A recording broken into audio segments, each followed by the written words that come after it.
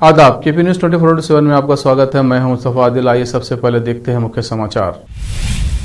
कर्नाटक की उडुपी में एक छात्र को खसाब कहने वाला प्रोफेसर निलंबित, सोशल मीडिया पर वीडियो हुआ वायरल। कर्नाटक सरकार करेगी 30 वर्ष से अधिक आयु के प्रत्येक व्यक्ति की स्वास्थ्य जांच, खोली जाएगी क्लिनिक। कर्नाटक के स्वास्थ्य मंत्री के सुधाकर ने ये बात कही। तेलंगाना के मुख्यमंत्री केसीआर की पार्टी के कार्यकर्ताओं से झड़प के बाद आंध्र प्रदेश के मुख्यमंत्री वाईएस जगनमोहन रेड्डी की बहन शर्मिला गिरफ्तार। कांग्रेस पार्टी के राष्ट्रीय अध्यक्ष मल्लिकार्जुन खड़गे ने पीएम मोदी की तुलना रावण से की। बीजेपी ने कहा ये गुजरात के बेटे का है अपमान। बाबा महाकाल की नगरी उज्जैन पहुंची राहुल गांधी की भारत जोड़ो यात्रा, 200 पंडितों ने किया स्वागत। विवेक रंजन अग्निहोत्री की विवादास्पद फिल्म द कश्मीर फाइल्स को आईएफएफआई इंडिया के ज्यूरी हेड ने बताया vulgar propaganda.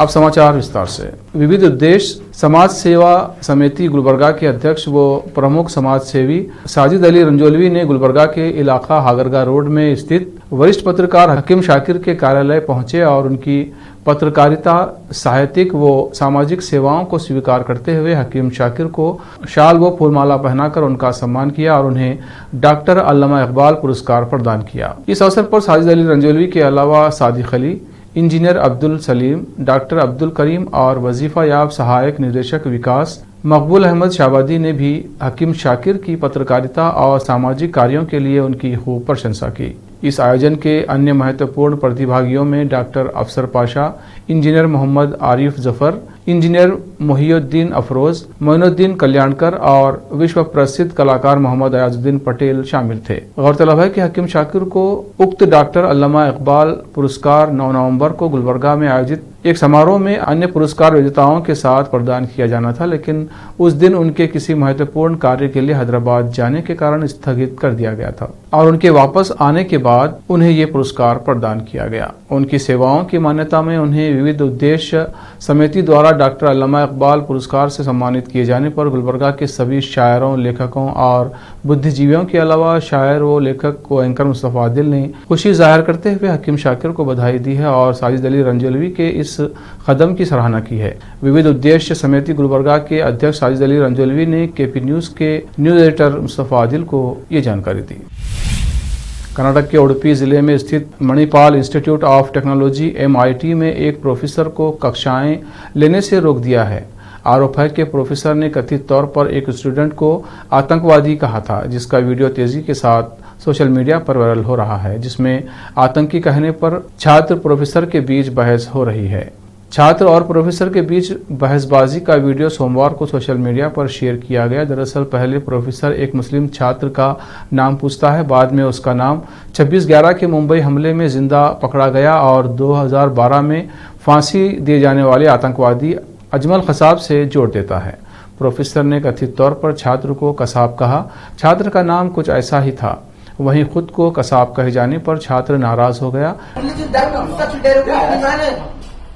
No, you're just like my kid. No, if my father says that, I disown him. It's a funny thing. No, it's not, sir. It's not. 26/11 was not funny. Islam terrorist is not funny. Being a Muslim in this country and facing all of this every day is not funny. Just like my son. No. Will you talk to your son like that? My son. Will you call him by the name of a terrorist? No. Khalas. How can you call him like that? No problem. In front of so many people in a class. Sorry, I told you. You're a professional. You're teaching. Yeah, sorry. You can't call me that. Sorry, I told you. Right? Sir, sorry doesn't change how you think or how you portray yourself here. Twitter पर कई users द्वारा upload किए गए 45 second के कथित video में engineering के छात्र को अपने सहपाठियों के सामने अपने प्रोफेसर से भिड़ते देखा जा सकता है। हालांकि बाद में प्रोफेसर नाराज हुए छात्र को शांत कराने की कोशिश करता है।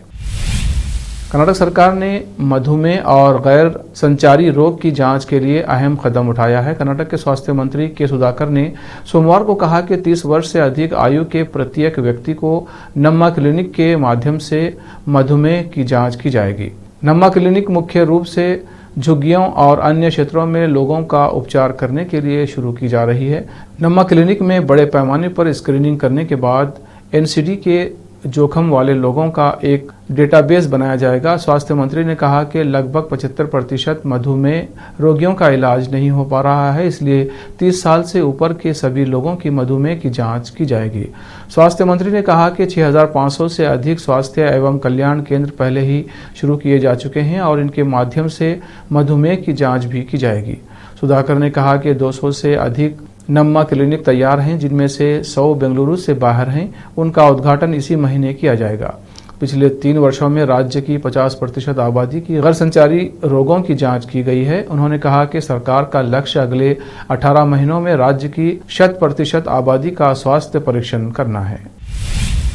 आंध्र प्रदेश के मुख्यमंत्री वाईएस जगनमोहन रेड्डी की बहन यदुगुरी संदीप शर्मिला रेड्डी को तेलंगाना के वरंगल में उनके समर्थकों और तेलंगाना के मुख्यमंत्री के चंद्रशेखर राव की पार्टी तेलंगाना राष्ट्र समिति यानी टीआरएस के कार्यकर्ताओं के बीच हुई झड़प के बाद सोमवार को गिरफ्तार कर लिया गया।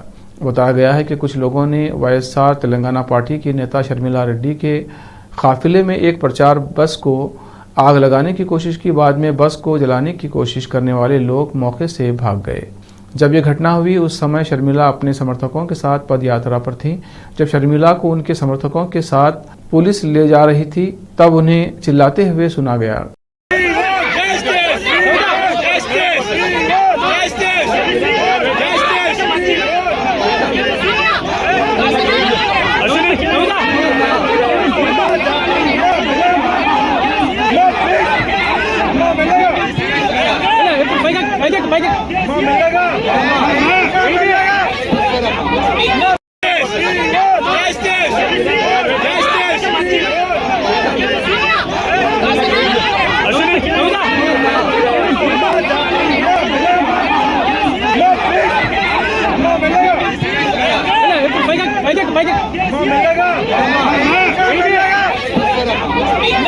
कि आप मुझे क्यों गिरफ्तार कर रहे हैं? मैं पीड़िता हूं, यहां आरोपी नहीं हूं। इस घटना के बाद शर्मिला ने कहा कि टीआरएस सरकार की साजिश के तहत पदयात्रा के दौरान बस में आग लगा दी गई थी। मैं सभी अनुमतियों के साथ पदयात्रा कर रही हूं। वे कानून व्यवस्था की समस्या पैदा करने और मुझे गिरफ्तार करने और पदयात्रा रोकने की कोशिश कर रहे हैं। पुलिस को मोहरा बनाकर हमले किए जा रहे हैं। कांग्रेस पार्टी के राष्ट्रीय अध्यक्ष मल्लिकार्जुन खड़गे के पीएम मोदी को लेकर दिए गए एक बयान पर बवाल मच गया है। खड़गे ने गुजरात में एक चुनावी रैली के दौरान पीएम मोदी के चेहरे पर वोट मांगने को लेकर तंज कसते हुए सवाल किया था कि क्या आपके पास रावण जैसे 100 सिर हैं। इसके बाद बीजेपी ने कांग्रेस पार्टी पर तगड़ा पलटवार करते हुए कहा है कि कांग्रेस पार्टी ने गुजरात के बेटे का अपमान किया है। इस बयान के बाद बीजेपी ने गुजरात की जनता से कांग्रेस को सबक सिखाने की अपील की है। कांग्रेस पार्टी के राष्ट्रीय अध्यक्ष ने चुनावी भाषण में कहा, वो हर वक्त अपनी ही बात करते हैं, आप किसी को मत देखो, बस मोदी को देखकर वोट दो। अब तुम्हारी सूरत कितनी बार देखें, कारपोरेशन में तुम्हारी सूरत देखें, एमएलए इलेक्शन में तुम्हारी सूरत देखें, एमपी इलेक्शन में भी तुम्हारी ही सूरत देखें, हर जगह कितने ही सर हैं, क्या आपके रावण के जैसे 100 मुख हैं। इसी बयान पर बीजेपी के कई नेताओं ने एक सुर में कांग्रेस और खड़गे पर निशाना साधा है। हर वक्त अपनी ही बात करते हैं, आप किसी को मत देखो, मोदी को देखकर वोट दो। अब भाई तुम्हारे को तुम्हारी सूरत कितनी बार देखना, कारपोरेशन में भी तुम्हारी सूरत देखना, एमएलए इलेक्शन भी तुम्हारी सूरत देखना, एमपी इलेक्शन में भी तुम्हारी सूरत देखना, हर जगह कितने हैं भाई, क्या आपके रावण के जैसा 100 मुख है, क्या है। राहुल गांधी की भारत जोड़ो यात्रा का काफिला देवी अहिल्या के नगर इंदौर से बाबा महाकाल की नगरी उज्जैन पहुंच गया है। उज्जैन पहुंचने पर उनका स्वागत भारतीय और हिंदू संस्कृति के तौर तरीकों से किया गया। यात्रा सुबह 6 बजे इंदौर के सांवरे से शुरू हुई थी। राहुल गांधी आज उज्जैन में बाबा महाकाल के दर्शन और पूजन करेंगे। राहुल दिगंबर जैन सिद्ध क्षेत्र महावीर तपोभूमि भी पहुंचेंगे। शाम 4:45 बजे सामाजिक न्याय परिसर में जनसभा को संबोधित करेंगे। आज की यात्रा 6 बजे सांवेर से शुरू हुई। ऐतिहासिक और धार्मिक अवंतिका नगरी उज्जैन में राहुल गांधी का परंपरागत भारतीय संस्कृति अनुसार स्वागत किया गया। कांग्रेस ने इसके लिए खास तैयारी की थी। करीब 200 पंडित बटुक ने राहुल गांधी के पहुंचते ही स्वास्थ्य वाचन और मंत्र उच्चारण के साथ उनका स्वागत किया। साथ ही राहुल गांधी की भारत जोड़ो यात्रा की सफलता के लिए प्रार्थना भी की गई। यात्रा के दौरान कहीं पारंपरिक नृत्य की झलक दिखी तो कहीं मलखम्ब करते पहलवान नजर आए। अब वक्त है एक ब्रेक का। ब्रेक के बाद जल्द लौटते हैं। हिंदुस्तान के हर कोने में हम हैं मौजूद।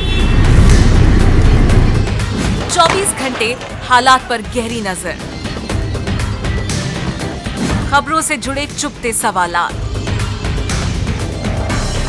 और आपको दिखाता है धार्मिक, सामाजिक, राजनीतिक, लोकल और इंटरनेशनल न्यूज की सबसे बेहतर कवरेज जो आपको रखती है हर पल बाखबर। देश और दुनिया भर की खबर के लिए देखते रहें केपी न्यूज 24/7। बीदर शहर के प्रसिद्ध Hindi news channel KP news 24/7 के लिए फुल टाइम या part time good looking female news anchor की जरूरत है। हिंदी लिखना और अच्छी तरह पढ़ना जानने वाले और न्यूज एंकरिंग में रुचि रखने वाले अपने शैक्षणिक प्रमाण पत्र और बायोडाटा के साथ केपी न्यूज के कार्यालय शाहपुर गेट दुनली रोड पर आए। शैक्षणिक योग्यता और एंकरिंग की योग्यता देखने के बाद सैलरी फिक्स की जाएगी। न्यूज एंकरिंग में रुचि रखने वालों के लिए सुनहरी मौका। इसके अलावा बीदर जिले के सभी तालुकों से और तेलंगाना, आंध्र प्रदेश, महाराष्ट्र के क्षेत्रों से केपी न्यूज के लिए रिपोर्टर्स और न्यूज राइटर्स की जरूरत है। मीडिया रिपोर्टिंग और न्यूज लिखने का अनुभव रखने वाले लोग केपी न्यूज के कार्यालय पर आए या इस ईमेल आईडी पर अपना बायोडाटा भेजें। kpnews24/7@gmail.com। अधिक जानकारी के लिए इन नंबर्स पर संपर्क करें 8088300876 9945283920। दुनिया में शिक्षा का बड़ा महत्व है। जीवन में आगे बढ़ने और सफलता हासिल करने के लिए अच्छी शिक्षा की जरूरत होती है।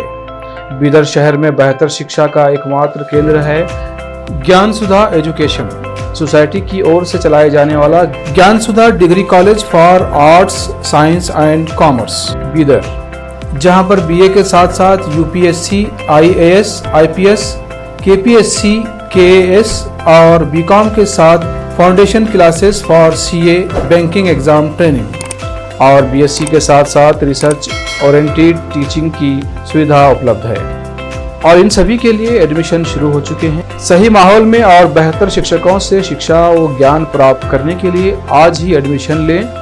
याद रखें, ज्ञान सुधा एजुकेशन सोसाइटी की ओर से चलाया जाने वाला Gyan Sudha degree college for arts, science and commerce Bidar, इसके साथ ही Gyan Sudha college of nursing Bidar में भी एडमिशन खुल गए हैं। Shivnagar behind Union Bank of India Bidar. Contact number 9888040334। Bidar शहर में वैसे तो कई होटल्स हैं, मगर क्या आपको मालूम है कि बीदर में एक शानदार 3 स्टार होटल भी है? जी हाँ दोस्तों, बीदर में अब 3 स्टार होटल ओपन हो गई है। बीदर से जनवाड़ा रोड पर खुले वातावरण और सुखद पर्यावरण में अपनी बेहतर सर्विस से ग्राहकों का मन मोह लेने वाली वाइब होटल्स, जहां पर इंडियन, चाइनीज, कॉन्टिनेंटल और साउथ इंडियन खाना कम कीमत पर उपलब्ध है। वही फूड क्वालिटी वो सब वगैरह अच्छा है और कॉकटेल के लिए फैमिली सब आ सकते हैं। क्वालिटी भी अच्छा है और they should come and taste the food and the prices are normal, it is not high and all. ಬೀದರಲ್ಲಿ ಫಸ್ಟ್ ಟೈಮ್ 3 ಸ್ಟಾರ್ ಹೋಟೆಲ್ ತುಂಬ ಚೆನ್ನಾಗಿ ಅನಿಸ್ತಾ ಇದೆ। ಫ್ಯಾಮಿಲಿ ಬರಲಿಕ್ಕೆ ಚೆನ್ನಾಗಿದೆ, ಪ್ಲೇಸಸ್ ಚೆನ್ನಾಗಿ ವಾತಾವರಣ ಇದೆ। साथ ही यहाँ पर बीदर बारबेक्यू रेस्टोरेंट, पुल साइड रेस्टोरेंट और सस्या नाम से वेज रेस्टोरेंट के अलावा बार, जिम, स्विमिंग पूल, 1500 लोगों के लिए ओपन लॉन, 100 लोगों के लिए बैंक्वेट हॉल मौजूद है और यहाँ पर सूट रूम्स के अलावा डिलक्स रूम भी उपलब्ध हैं जिनमें सभी प्रकार की सुविधा है। वाइब होटल्स के मालिक राजू मालगे हैं। विभिन्न प्रकार के स्वादिष्ट भोजन और यहाँ पर उपलब्ध रूम्स में रहने का आनंद उठाने के लिए एक बार ज़रूर चले आइए। वाइब 3 स्टार होटल जो ओपन हुई है, यहाँ पर मैं 2-3 बार आया हूँ और यहाँ का टेस्ट भी बहुत अच्छा है, सभी रीज़नेबल हैं यहाँ पे रेट्स वगैरह। याद रखिए वाइब होटल्स, जहां आप एक बार आएंगे तो बार बार आना पसंद करेंगे और यहाँ के स्वादिष्ट भोजन आपका मन मोह लेंगे। याद रखिए बीदर ज़िले की एकमात्र 3 star vibe hotel, Janwada road, Navadgiri, Bidar, Karnataka. Contact numbers हैं नूतन हेगड़े, होटल GM 9606027120। नमस्ते, मेरा नाम नूतन है और हम लोग राजू मिलगे साहब ने बीदर में एक अच्छे से 3 स्टार होटल ओपन किया है अभी। Great destinations hotels and resorts management company के लिए रन करने के लिए दिया है। बीदर का क्राउड के लिए क्या चाहिए, क्या ज़रूरत है, इसका हिसाब से हम लोग होटल को प्राइसिंग भी किया है। और एक है हमारा pure vegetarian restaurant, South Indian restaurant, Sasya vegetarian restaurant है। और होटल में आपको स्विमिंग पूल है, जिम है और बहुत कुछ जो चाहिए आपको फैसिलिटीज़ अवेलेबल है। तो आपको मॉर्निंग वॉक के लिए भी जा सकते हैं, उतना जगह है इधर सब। सो प्लीज़ सब लोग एक बार आके हमारा खाना और हमारा सर्विस, रूम्स एंड हॉस्पिटैलिटी को एंजॉय करके आपका सपोर्ट देने के लिए चाहते हैं। रिसेप्शन का नंबर है 8482460982। ईमेल reservations.b@vibehotels.com और वेबसाइट है www.vibehotels.com।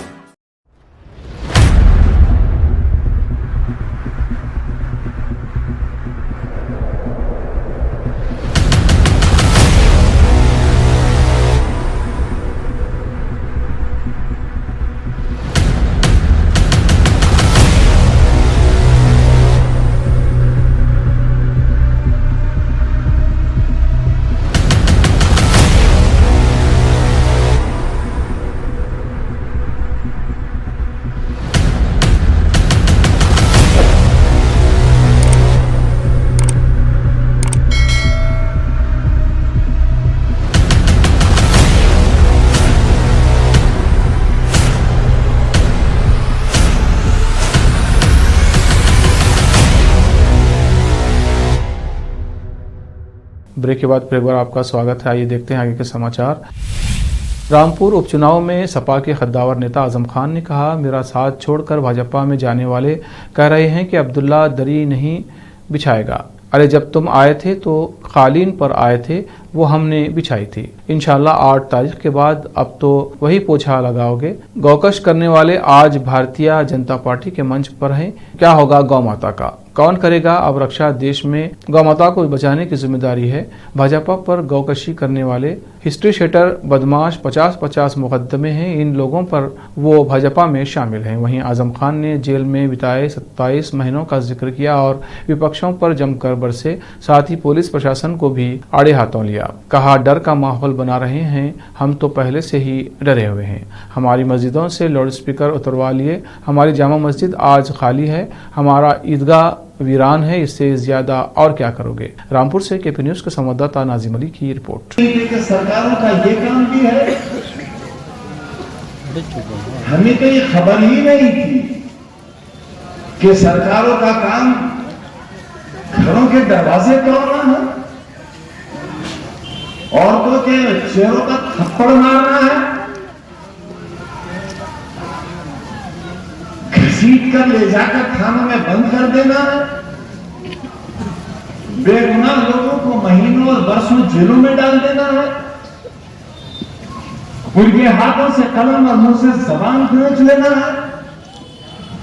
हमने तो ये समझा था कि हम विधायक हो गए, सांसद हो गए, मंत्री हो गए तो हमें सड़कें बनवानी है, पुलियां बनवानी है, इमारतें बनवानी है, पेंशन करानी है, बेरोजगारों को रोजगार दिलवाना है, जिनके पास घर नहीं है उन्हें घर दिलवाना है।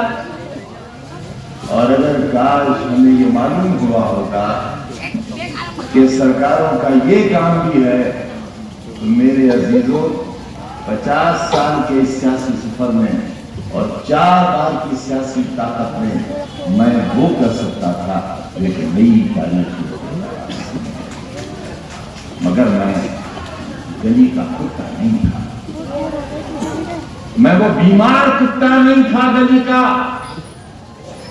जिस पर कोई पत्थर उठाते हुए भी भाजपा प्रत्याशी आकाश सक्सेना के लिए वोट मांगने के लिए डिप्टी सीएम केशव प्रसाद मौर्य रामपुर पहुंचे।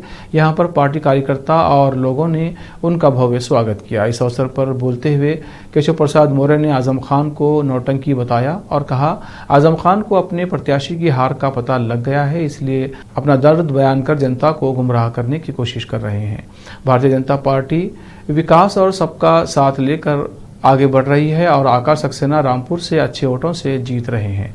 जनता सपा को नकार रही है। वहीं मंत्री दानिश अंसारी ने आजम खान के आंसुओं को घड़ियाली आंसू बताया। कहा, जनता आंसुओं के लपेटे में आने वाली नहीं है। रामपुर की जनता इनसे हर जुल्म का बदला भाजपा के प्रत्याशी को वोट देकर जिता कर लेगी। रामपुर से केपी न्यूज का संवाददाता नाजिम अली की रिपोर्ट। आजम प्रशासन पे आरोप लगा रहे हैं। आजम प्रशासन पे आरोप लगा रहे हैं। प्रशासन जो है डंडा बरता रहा जा रहा है। हार का डर सताने लगता है तो एडवांस में अपनी स्क्रिप्ट तैयार करता है कि हमें हारने के बाद क्या बोलना है, तो वो प्रशासन पे आरोप लगाने का। जिन्होंने शासन में रह करके प्रशासन का दुरुपयोग करने के अलावा कुछ नहीं सीखा है, उन्हें निष्पक्षता का अंतर ही नहीं है।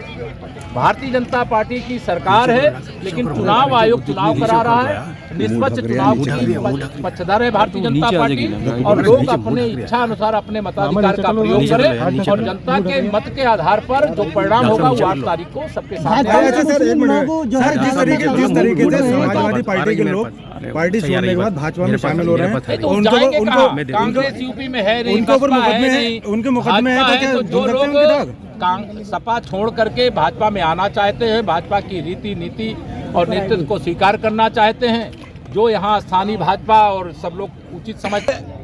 रामपुर की जनता जानती है कि उनके घड़ियाली आंसू हैं और जिस तरीके से जब उनके पास सत्ता थी, जब उनके पास कुर्सी थी, तो उन्होंने हम रामपुर वालों को खून के आंसू रुलाया।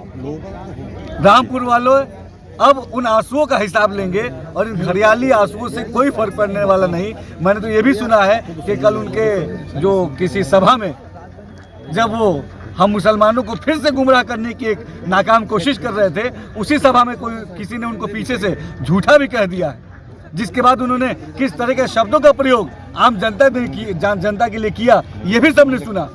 तो उनके मन में जनता के प्रति किस तरह के भाव है ये सब जानते हैं और इस 5 तारीख को जो चुनाव है इसमें जनता उनको जवाब देगी। अच्छा, आजम खान की लगातार 10 बार की सीट हैगी, इस बार बीजेपी के बड़े बड़े दिग्गज नेता केंद्रीय मंत्री गिरिराज सिंह ने कांग्रेस नेता राहुल गांधी पर जमकर निशाना साधा और कहा कि जो आदमी अपनी ही पार्टी को तबाह कर रहा है वो कैसे बर्बाद करने की बात कर सकता है।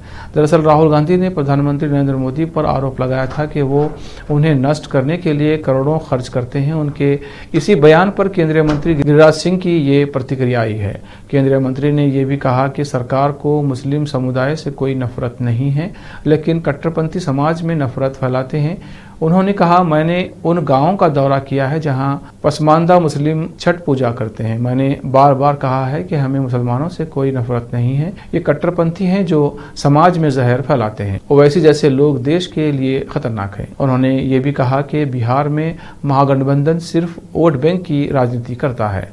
आज बिहार में जो दल महागठबंधन में है वे केवल वोट बैंक की राजनीति करते हैं और केवल मुस्लिम वोटों की परवाह करते हैं।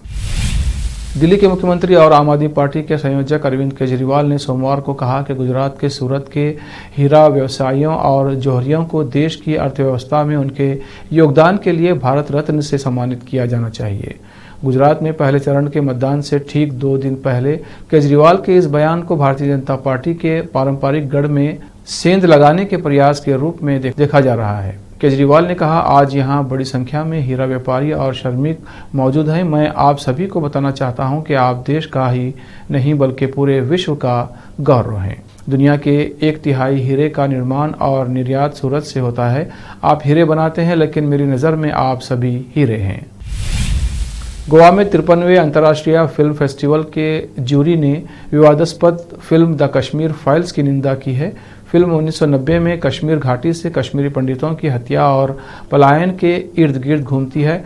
IFFI जूरी के head Israeli film maker नदाव Lapid ने द कश्मीर फाइल्स को दुष्प्रचार करने वाली और भद्दी फिल्म बताया।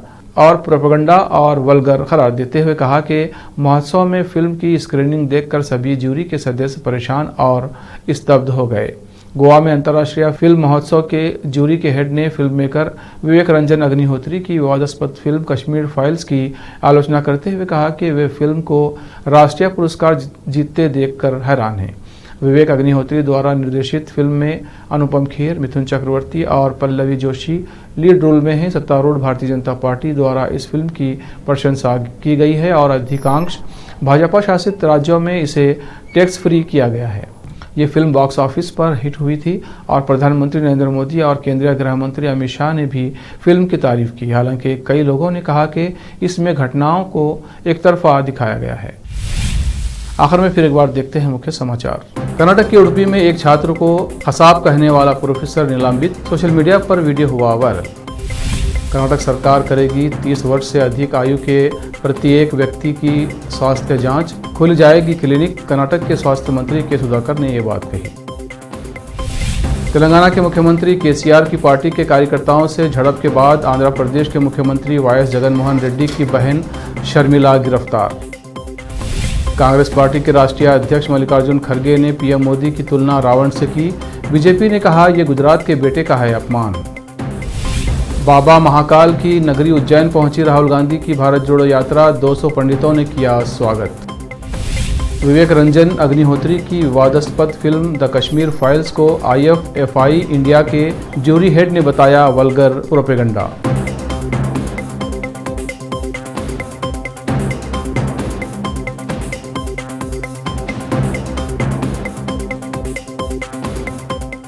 केपी न्यूज़ में इतना ही। देश प्रदेश के समाचारों के लिए देखते रहिए केपी न्यूज़ 24/7। धन्यवाद।